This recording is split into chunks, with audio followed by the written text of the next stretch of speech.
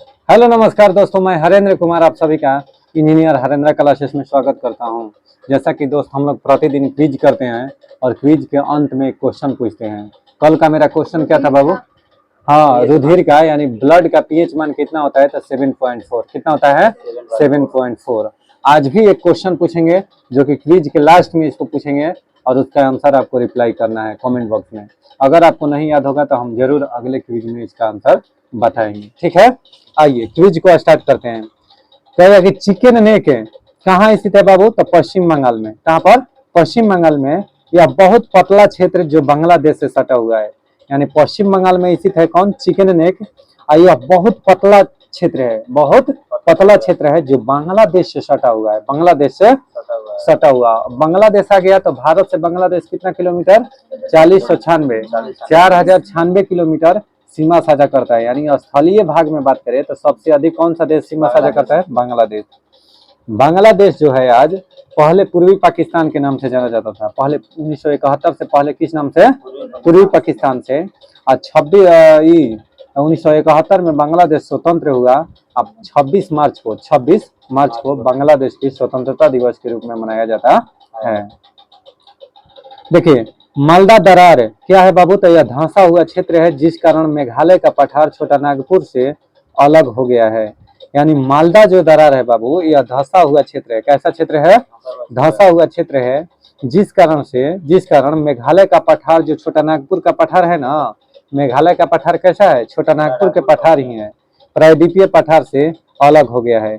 यानी छोटा नागपुर का पठार प्रायद्वीपीय जो पठार है से अलग हो गया। कौन सा? मेघालय का पठार छोटा नागपुर के पठार से किसके द्वारा अलग हुआ बाबू? तो मालदा दरार के द्वारा। मालदा दरार के द्वारा, यानी मालदा दरार के द्वारा जो मेघालय पठार है वह छोटा नागपुर पठार से अलग हो गया है।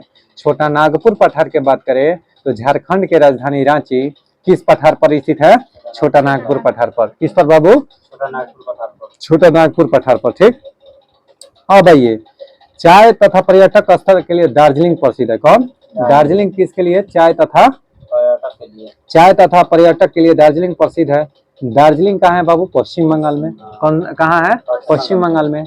और दार्जिलिंग चाय को ही सर्वप्रथम जीआई टैग मिला था। कब? 2004 में। 1999 का अधिनियम है जीआई टैग। 2003 में इसे लागू किया गया और 2004 में सर्वप्रथम दार्जिलिंग चाय को क्या किया गया? जीआई टैग दिया गया। जीआई टैग की बात करें तो जियोग्राफिकल इंडिकेशन इसका फुल फॉर्म होता है। और जीआई टैग 1999 का अधिनियम है। कौन सा अधिनियम है? 1999 का अधिनियम, ठीक है। हाँ, यह कितने वर्ष के लिए? 10 वर्ष के लिए। पेटेंट कह देगा तो 20 वर्ष के लिए। पेटेंट कह देगा तो 20, यानी पेटेंट जो है 20 वर्ष के लिए लागू होता है, जबकि ये जीआई टैग जो है ये 10 वर्षों के लिए।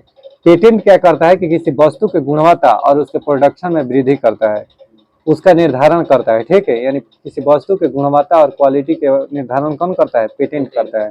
वह जिस वस्तु को मिलता है उसका वैलिडिटी 20 वर्ष होता है। अब देखिए, दार्जिलिंग में ही चलता है टॉय ट्रेन। कहाँ चलता है? Toy train. यानी दार्जिलिंग के हिल स्टेशनों पर टॉय ट्रेन चलता है। टॉय ट्रेन चलता है। दार्जिलिंग चाय क्या है बाबू? तो भारत का पहला जीआई टैग वाला पदार्थ है। देखिए, दे दिया ना नीचे। यानी भारत का पहला जीआई टैग वाला पदार्थ कौन है बाबू? दार्जिलिंग चाय। सिलीगुड़ी कहाँ है बाबू? तो यहाँ बागडोरा एयरपोर्ट है। सिलीगुड़ी में बागडोरा एयरपोर्ट है, यह पर्यटक स्थल है। सिलीगुड़ी भी कहाँ है? पश्चिम बंगाल में ही। सिलीगुड़ी पश्चिम बंगाल में ही है। यहाँ देखिए बागडोरा एयरपोर्ट है, बागडोरा एयरपोर्ट है। ये यहाँ एक पर्यटक स्थल भी है, यानी ये पर्यटक स्थल है सिलीगुड़ी। यहाँ घूमने के लिए लोग जाते हैं।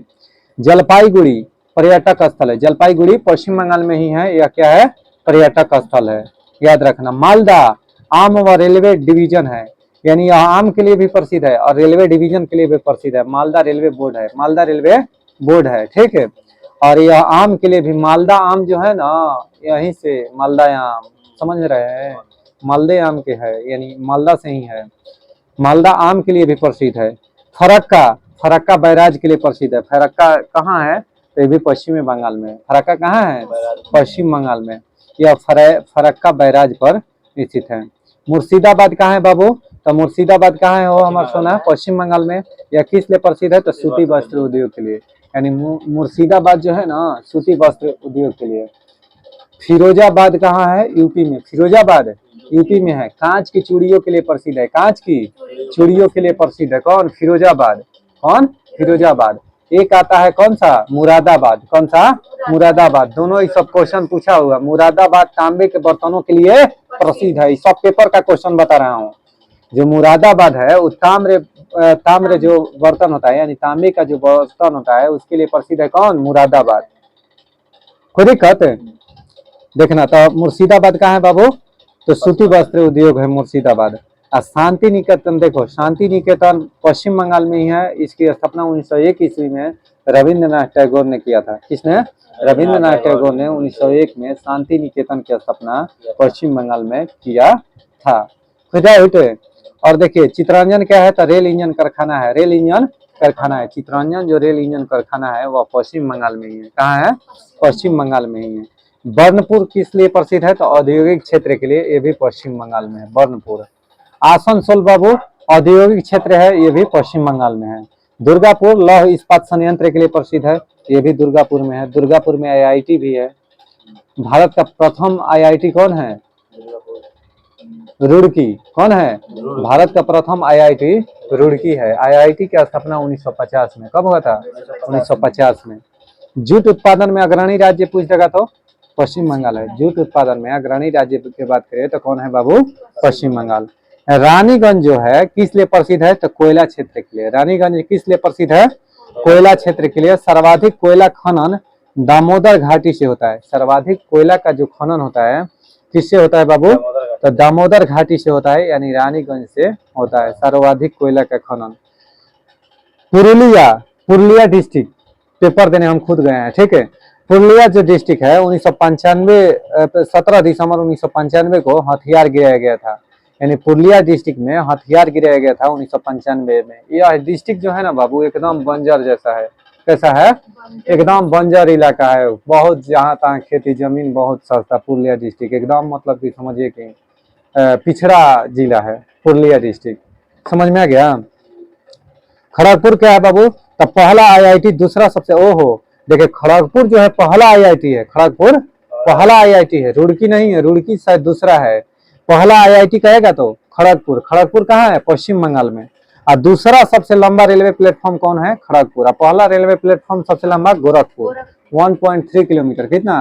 3 किलोमीटर। अभी जो है ना हाल फिलहाल कर्नाटक पंगा कर रहा है, कर्नाटक में बन रहा है, ठीक ना। अपडेट हो जाइए करंट से। कर्नाटक राज्य में ध्यान दीजिएगा। हल्दिया डायमंड हार्बर यह कहाँ है बाबू? बंदरगाह है। यानी हल्दिया और डायमंड हार्बर क्या है? बंदरगाह है, जो कि कोलकाता में स्थित है। पहला कल बताया था कि राष्ट्रीय जलमार्ग फर्स्ट जो है किसको कनेक्ट करता है? तो इलाहाबाद से कलकत्ता को। इलाहाबाद से कलकत्ता को। और दूसरा जो है ना हल्दिया से धुबरी पट्टी इसका 820 किलोमीटर और उसका 1620 किलोमीटर। इसका 800 करीब, उसका 1620 किलोमीटर। यानी प्रथम जो वाटरवे है उसका 1620 किलोमीटर है, दूसरा का 850 से शायद 850 के बीच है, ऐसे ही, ठीक है, किलोमीटर में पड़ता है। अब देखिए न्यू मूरद्वीप कहाँ स्थित है बाबू? तो न्यू मूरद्वीप इस पर भारत का अधिकार है। न्यू मूरद्वीप पर किसका अधिकार है? भारत का अधिकार है। बांग्लादेश से विवादित है। यानी जो न्यू मूरद्वीप है यह बांग्लादेश से विवादित है। परगना जिला का भूमि विवाद बांग्लादेश है। जो परगना डिस्ट्रिक्ट है ना, परगना डिस्ट्रिक्ट बाबू यहाँ भी मेरा बीएसएफ का था, ठीक। परगना डिस्ट्रिक्ट में भी बीएसएफ है। तो यह जो भूमि है वह बांग्लादेश से विवादित है। कैसा है? बांग्लादेश से विवादित है। तो परगना डिस्ट्रिक्ट में भी बीएसएफ के कैंप है, वहां भी पेपर देने गए हैं। यानी परगना डिस्ट्रिक्ट याद रखना, ठीक है। कोलकाता की बात करें तो यह हुगली नदी के तट पर स्थित बंदरगाह है। यहाँ रविंद्र सेतु है जिसका पुराना नाम हावड़ा पुल था।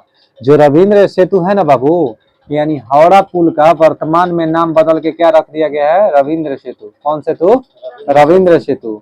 अब पहले पुराना नाम क्या था? हावड़ा पुल था। यहाँ सियालदह शहर है, यहाँ सियालदह शहर है। कोलकाता की स्थापना जॉब चार्नोक ने किया था। कोलकाता की स्थापना किसने किया था? जॉब चार्नोक ने किया था। और मुंबई की स्थापना गेराल्ड अंगियार ने किया था। अब मुंबई जो है सालसेट द्वीप पर स्थित है। मुंबई सालसेट द्वीप पर स्थित है। अरब सागर का सबसे बड़ा द्वीप कौन सा है बाबू? तो कौन सा? हाँ, मिनिकाय द्वीप। वहाँ पर कौन सी भाषा बोली जाती है? महल भाषा, देवही लिपि में लिखी जाती है। और ध्यान से सुनो, एलिफेंटा जो द्वीप है ना, वह मुंबई से 10 किलोमीटर दूरी पर स्थित है, एलिफेंटा द्वीप, ठीक है, जो कि अरब सागर में ही स्थित है। कोई दिक्कत? आलिया बेट और खादिया बेट जी, ठीक है, आलिया बेट और खादिया बेट कहाँ स्थित है? देखिए, ये ज्वारनद है आंखों के, जो कि कौन सी नदी? नर्मदा नदियों के क्या करती है? नर्मदा नदी जहाँ पर गिरती है ना, तो वहां पर डेल्टा का निर्माण करके आलिया बेट और खालदिया बेट दो द्वीप का निर्माण होता है, ठीक है। ध्यान से सुनिए, हावड़ा क्या है? तो एक नदी बंदरगाह है। हावड़ा क्या है? एक नदी बंदरगाह है। बैरकपुर कहाँ है बाबू? तो मंगल पांडे यहीं पर विद्रोह किए थे। बैरकपुर भी कहाँ है? पश्चिम बंगाल में। बैरकपुर पश्चिम बंगाल में ही स्थित है। कोई दिक्कत? अब बताइए, सिक्किम के राजकीय भाषा क्या है बाबू? नेपाली। सिक्किम का अगर राजकीय भाषा की बात की जाए तो कौन सा है बाबू? नेपाली है। जेलेपला दरा सिक्किम में ही स्थित है। जेलेपला दरा सिक्किम में है कि अरुणाचल प्रदेश में? ठीक है, नाथुला दरा, जेलेपला और नाकुला दरा, ठीक है, ये सब कहाँ है बाबू? सिक्किम में। बोमीडिला दरा कहाँ है? बोमीडिला अरुणाचल प्रदेश में। यांग्याप दरा अरुणाचल प्रदेश में। कोई दिक्कत है क्या? कंचनजंगा पर्वत कहाँ है? सिक्किम में। सिक्किम नहीं, सिक्किम, ठीक है। सिक्किम की सबसे ऊंची चोटी कौन है? यही है कंचनजंगा। कौन सा? कंचनजंगा, याद रखना, ये सबसे ऊंची है उधर का। और देखिए, पूर्व जैविक राज्य, इसको पूर्ण जैविक राज्य कहा गया है। सिक्किम को भारत का प्रथम पूर्ण जैविक राज्य किसको कहा जाता है? सिक्किम को।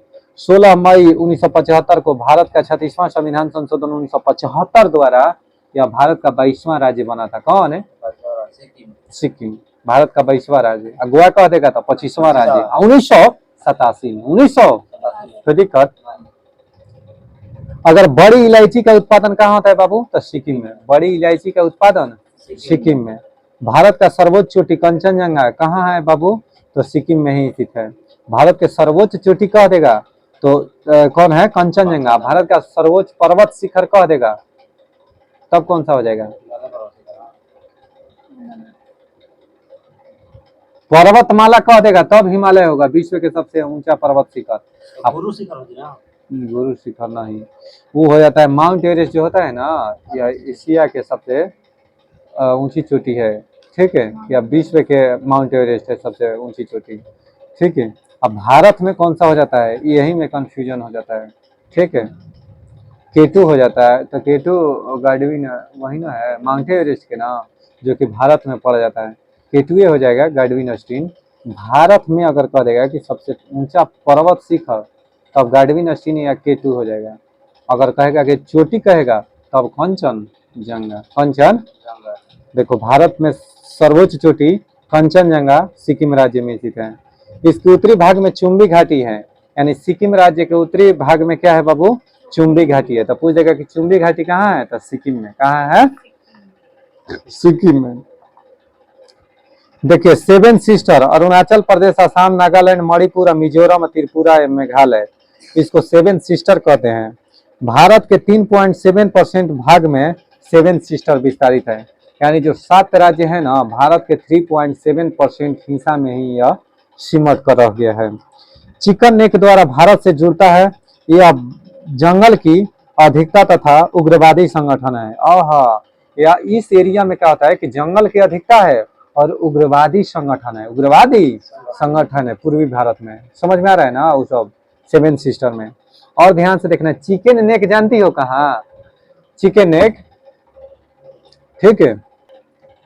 चलिए दोस्तों, भारत में मुगल साम्राज्य का संस्थापक किसे कहा जाता है? बाबर को। भारत में मुगल साम्राज्य का संस्थापक बाबर को। बाबर के पिता का नाम उमर शेख मिर्जा था। बाबर के पिता का नाम उमर शेख मिर्जा था। बाबर 1494 ईस्वी में कहाँ का शासक बना? तो फरगना के। कहाँ के शासक बना? फरगना के। यानी बाबर जो है 1494 ईस्वी में फरगना का शासक बना। बाबर ने बादशाह की उपाधि कब धारण की बाबू? तो 1507 ईस्वी में। कब? 1507 ईस्वी में बाबर ने बादशाह की उपाधि धारण की। भूमि मापने के लिए गज ए बाबरी नामक मापक का प्रयोग किसने किया था? बाबर ने। कौन सा बाबू? तो भूमि मापने के लिए गज ए बाबरी, कौन सा? गज ए बाबरी पैमाना का प्रयोग किसने किया था? बाबर ने। बाबर का भारत के विरुद्ध प्रथम अभियान कब चला? 1519 ईस्वी में। कब? 1519 ईस्वी में। किस जाति के विरुद्ध बाबू? तो यूसुफ जाई जाति के विरुद्ध। बाबर जो था 1519 ईस्वी में सर्वप्रथम भारत के विरुद्ध अभियान चलाया था। कब? 1519 ईस्वी में। यूसुफ जाई जातियों के विरुद्ध, यूसुफ जाई जाति के विरुद्ध। बाबर ने कब बाजौर और भेरा भारतीय क्षेत्रों पर अधिकार कर लिया? 1519 ईस्वी में। कब बाबू? 1519 ईस्वी में। बाबर ने कब बाजौर और भेरा भारतीय क्षेत्रों पर अधिकार कर लिया? 1519 ईस्वी में। किस अधिनियम में बाबर ने तोपखाने का प्रयोग किया था? तो भेरा में। कहाँ पर? भेरा में। यानी किस अभियान में बाबर ने तोपखाने का प्रयोग किया था? तो भेरा में। भारत पर आक्रमण हेतु किसने बाबर को निमंत्रण भेजा था? तो राणा सांगा, आलम खां और दौलत खां। कौन सा? राणा सांगा, आलम खां एवं दौलत खां ने। पानीपत का प्रथम युद्ध कब हुआ था बाबू? 21 अप्रैल 1526 को। डेट याद रखना, 21 अप्रैल 1526 को पानीपत का प्रथम युद्ध हुआ था। 1526 सब लड़का याद रखता है, 21 अप्रैल नहीं। किस विजय के उपलक्ष्य में बाबर ने काबुल निवासियों को एक एक चांदी के सिक्के भेंट किए थे? तो पानीपत के प्रथम युद्ध में। पानीपत के प्रथम युद्ध में यानी किस विजय के उपलक्ष्य में? था पानीपत के प्रथम युद्ध के विजय के उपलक्ष्य में बाबर ने काबुल के निवासियों को एक एक चांदी के सिक्के भेंट में दिए थे। खनवा का युद्ध बाबर और राणा सांगा के बीच 1527 ईस्वी में हुआ था। खनवा का युद्ध जीतने के उपरांत बाबर कौन सी उपाधि धारण किया था? तो गाजी की उपाधि। यानी खनवा के जो युद्ध जीता ना, खनवा के युद्ध जीतने के बाद बाबर ने कौन सी उपाधि धारण किया था बाबू? गाजी का उपाधि धारण किया था। चंदेरी का युद्ध कब हुआ था? 1528 ईस्वी में। चंदेरी का युद्ध कब हुआ था? 1528 ईस्वी में, जिसमें मेदिनी राय पराजित हुआ था। चंदेरी का युद्ध में बाबर और मेदिनी राय के बीच हुआ था, जिसमें मेदिनी राय पराजित हुआ था। भारत में बाबर जितना युद्ध लड़ा था उसमें एक भी युद्ध हारा नहीं था। भारत में बता रहा हूँ, वो एक हारल था, याद है ना? ठीक। घाघरा का युद्ध कब हुआ था? 1529 में। घाघरा के युद्ध, हाँ, मेवा अब्बा यानी अहमद शाह अब्दाली और बाबर के बीच, अहमद शाह अब्दाली और बाबर के बीच, जिसमें बाबर विजयी हुआ था। अब फाटल घाघरा मरल बाबरा, यानी कहने का मतलब है कि 1529 में घाघरा के युद्ध हुआ, 30 में बाबर की मृत्यु हुआ। बाबर के शव को कहाँ दफनाया गया था? तो काबुल में। काबुल कहाँ है बाबू? अफगानिस्तान में। ठीक है, अफगानिस्तान की राजधानी कहाँ है? काबुल में। यानी बाबर की मृत्यु कब और कहाँ हुई थी? तो 1530 ईस्वी में आगरा में मृत्यु हुई थी। बाबर का मृत्यु कब और कहाँ हुई थी? तो 1530 ईस्वी में आगरा में हुआ था। आगरा के सिकंदरा में न दफनाया गया था, और उसके बाद फिर इसके द्वारा चुने गए स्थान काबुल में दफनाया गया था। हुमायूं गद्दी पर कब बैठा था बाबू? तो हुमायूं जो गद्दी पर 30 दिसंबर 1530 को बैठा, यानी साल के अंतिम महीना यानी 30 दिसंबर 1530 ईस्वी को हुमायूं गद्दी पर बैठा। बाबर के बेटा हुमायूं। हुमायूं का पूरा नाम नसीरुद्दीन मोहम्मद हुमायूं था। नसीरुद्दीन मोहम्मद हुमायूं था। हुमायूं ने गुजरात के शासक बहादुर शाह के विरुद्ध कौन सा अभियान चलाया था? तो कालिंजर। कौन सा अभियान? कालिंजर अभियान। दोहरिया का युद्ध कब और किसके साथ हुआ था? तो हुमायूं और महमूद लोदी के मध्य। हुमायूं और महमूद लोदी के मध्य दोहरिया का युद्ध हुआ था। किसके विरुद्ध हुमायूं ने चुनार का घेरा डाला था? अफगान नायक शेर खां के। यानी अफगान नायक शेर खां के विरुद्ध हुमायूं ने चुनार का घेरा डाला था। हुमायूं ने चुनार का घेरा डाला था। मित्र एवं शत्रु को प्रभावित करने के लिए हुमायूं ने 1533 ईस्वी में कौन सा दुर्ग का निर्माण करवाया था? तो दीन पनाह नामक विशाल दुर्ग का। दीन पनाह नामक विशाल दुर्ग का निर्माण करवाया था। किसने? तो हुमायूं ने। ठीक है। मित्र एवं शत्रु को प्रभावित करने के लिए हुमायूं ने 1533 ईस्वी में, कब बाबू?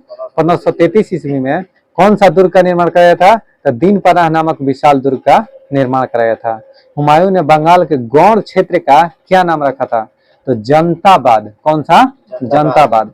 यानी हुमायूं जो था बंगाल के गौड़ क्षेत्र को कौन सा नाम रखा था बाबू? तो जनताबाद। कोहिनूर हीरा हुमायूं ने ग्वालियर के किस राजा से छीना था? तो विक्रमजीत सिंह से। यानी कोहिनूर हीरा जो था ना, वह ग्वालियर के राजा विक्रमजीत सिंह ने किससे छीना था? ग्वालियर के किस राजा से? तो विक्रमजीत सिंह से किसने? हुमायूं ने छीना था। अब विक्रमजीत सिंह कहाँ के राजा थे? ग्वालियर। ग्वालियर कहाँ है बाबू? मध्य प्रदेश में। कहाँ है? मध्य प्रदेश में। एगो थे राजा रणजीत सिंह, ये विक्रमजीत सिंह है, ध्यान से देखना। रणजीत सिंह अमृतसर में थे, जो कि अमृतसर की संधि 1809 ईस्वी में हुआ था। ठीक है, गोल्डन टेम्पल पर सोने का परत किसने? राजा रणजीत सिंह ने, ठीक है, चढ़ाया था। चौसा का युद्ध कब हुआ था? 1539 में। चौसा का युद्ध 25 जून 1539 को हुआ था। ठीक है, चौसा के युद्ध में किसके हाथों हुमायूं की पराजय हुई? तो शेर खां, जो शेरशाह है ना, इन्हीं को शेर खां के नाम से जब भी जाना जाता है। इनके द्वारा चौसा के युद्ध में हुमायूं हारा था, पराजित हुआ था। फिर बिलग्राम या कनौज का युद्ध हुआ 1540 में। इसमें पुनः हार गया कौन? हुमायूं, और भाग निकला। भाग 1541 में शादी किया और 1542 में बाबर बहरी जन्म लिया। समझ में आ रहा है ना? हाँ, ये थी अकबर। अकबर का जन्म हुआ कब? 1542 में। ठीक है, चौसा के युद्ध के बाद शेर खान ने अपना क्या नाम रख दिया? तो शेर शाह। शेर शाह, यानी चौसा के युद्ध के बाद शेर खान ने अपना नाम बदल के क्या रख दिया? शेर शाह। बिलग्राम या कनौज का युद्ध 17 मई 1540 को हुआ था। कब बाबू? 17 मई 1540 को। देखिए 25 जून 1539 को चौसा का युद्ध हुआ था। अब ब्लैक होल ट्रेजेडी 20 जून 1756 को हुआ था। ब्लैक होल ट्रेजेडी 20 जून 1756 को। ठीक है, प्लासी का युद्ध, प्लासी का युद्ध कब है? प्लासी का युद्ध 1757 में 23 जून 1757 को हुआ था। अब 25 जून 1539 को चौसा का युद्ध हुआ था। ठीक है, बिलग्राम या कनौज का युद्ध 17 मई 1540 ईस्वी को हुआ था। बिलग्राम की लड़ाई में हुमायूं के साथ किसने दिया था? तो अस्करी एवं हिंदाल भाइयों ने बिलग्राम के युद्ध में हुमायूं का साथ दिया था।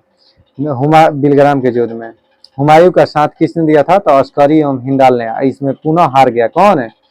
हुमायूं। हुमायूं ने लाहौर पर कब काबिज किया? 1555 ईस्वी। 1555 ईस्वी में सरहिंद का युद्ध हुआ। सरहिंद का युद्ध हुआ, और सरहिंद के युद्ध में क्या हुआ कि जो अब सिकंदर था, कौन? सिकंदर। ठीक है, सिकंदर शाह था। सिकंदर सिकंदर शाह था, जो सिकंदर शाह और इसके हुमायूं के बीच में सरहिंद का युद्ध हुआ था। कब? 1555 ईस्वी में। अब सिकंदर जो था, सिकंदर शाह हार गया। उसके बाद में पुनः जो पद पर धारण कौन किया? हुमायूं। पहले 1555 में धारण किया, अब बेचारा मरियो गया। ध्यान से देखना, हुमायूं का मृत्यु 1556 ईस्वी में जनवरी में हो गया, दिन पनाह नामक भवन के सीढ़ियों से गिरने पर। दिन पनाह भवन के सीढ़ियों पर दिन पनाह नामक पुस्तकालय रहे, तो ओकर सीढ़ी से गिर के दिन पनाह नामक पुस्तकालय का स्थापना 1533 ईस्वी में हुमायूं ने किया था। कब? 1533 ईस्वी में हुमायूं ने किया था। बिलग्राम की लड़ाई में हुमायूं का साथ किसने दिया था? अस्करी एवं हिंदाल भाइयों ने। बिलग्राम युद्ध के बाद हुमायूं अपना निर्वासित जीवन कहाँ पर व्यतीत किया? तो फारस यानी ईरान में। बिलग्राम युद्ध के बाद हुमायूं अपना निर्वासित जीवन कहाँ पर व्यतीत किया? तो फारस यानी ईरान में। मछीवाड़ा का युद्ध, मछीवाड़ा का युद्ध कब और किसके बीच हुआ था? तो 1555 ईस्वी में। 1555 ईस्वी में हुमायूं एवं नसीब खां तथा तातर खां के बीच मछीवाड़ा का युद्ध। याद रखना, एक तो जानते थे सरहिंद का युद्ध, ठीक है, लेकिन ये भी जान जाइए कि मछीवाड़ा का युद्ध कब हुआ था? हुमायूं और नसीब के बीच। देवरा के युद्ध 1521 ईस्वी में हुमायूं के ही शासनकाल में हुआ था। 1531 ईस्वी में देवरा के युद्ध। ठीक है, मछीवाड़ा का युद्ध हुमायूं और नसीब खां तथा तातर खां के बीच हुआ था 1555 ईस्वी में। हुमायूं द्वारा दोबारा दिल्ली की गद्दी पर कब बैठा गया था? 23 जुलाई 1555 ईस्वी को। हुमायूं जो था पुनः दिल्ली की गद्दी पर कब बैठा? 23 जुलाई 1555। ठीक है, हुमायूं की मृत्यु कब और कैसे हुई? तो 1556 ईस्वी में दिन पनाह भवन के पुस्तकालय की सीढ़ियों से गिरकर। पानीपत के प्रथम युद्ध में बाबर किन तोपचियों ने तापों का संचालन किया था? तो उस्ताद अली मुस्तफा खान ने तोप चलाते थे। समझ में आया ना? प्रथम पानीपत के प्रथम युद्ध में बाबर का विजय का कारण क्या था? जानते हो? उसका आधुनिक यानी तोप का इस्तेमाल करना। तोप का इस्तेमाल करना, ये पेपर बीपीएससी जैसा एग्जाम में पूछा है कि प्रथम विश्व युद्ध में बाबर के विजय का कारण क्या था?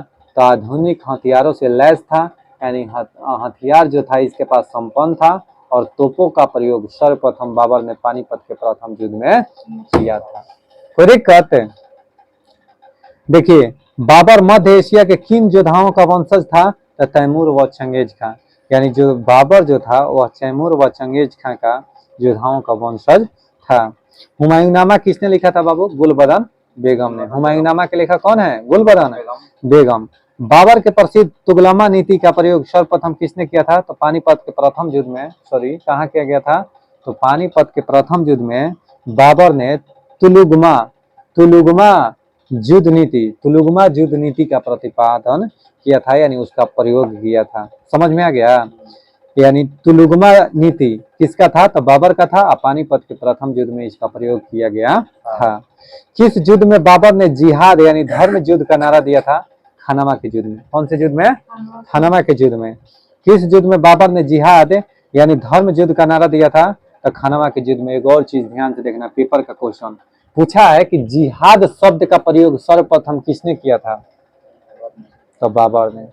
समझ में आ रहा है ये क्या क्वेश्चन था बाबू? कि जिहाद शब्द का सर्वप्रथम प्रयोग किसने किया था बाबू? तो बाबर ने। अभी हाल फिलहाल फील्ड पर रोतवा पूछा था लड़का एगो क्वेश्चन, अभी 2 दिन पहले। समझ में आया ना? तो जिहाद शब्द का प्रयोग सर्वप्रथम बाबर ने कहां पर? तो खानामा के युद्ध में किया था। और जिहाद का मतलब होता है धर्म युद्ध। जिहाद का मतलब क्या होता है बाबू? धर्म युद्ध होता है। हाँ, धर्म युद्ध। ठीक है। मुबैयान नामक पद्य शैली के जन्मदाता बाबर ने अपनी आत्मकथा तुजुक बाबरी किस भाषा में लिखा था? तो ये भी देखिए पेपर का क्वेश्चन है, तुर्की भाषा में। यानी बाबर ने तुजुक बाबरी किस भाषा में लिखा था? तुर्की भाषा में। ठीक है। मुगल साम्राज्य के दृढ़ीकरण के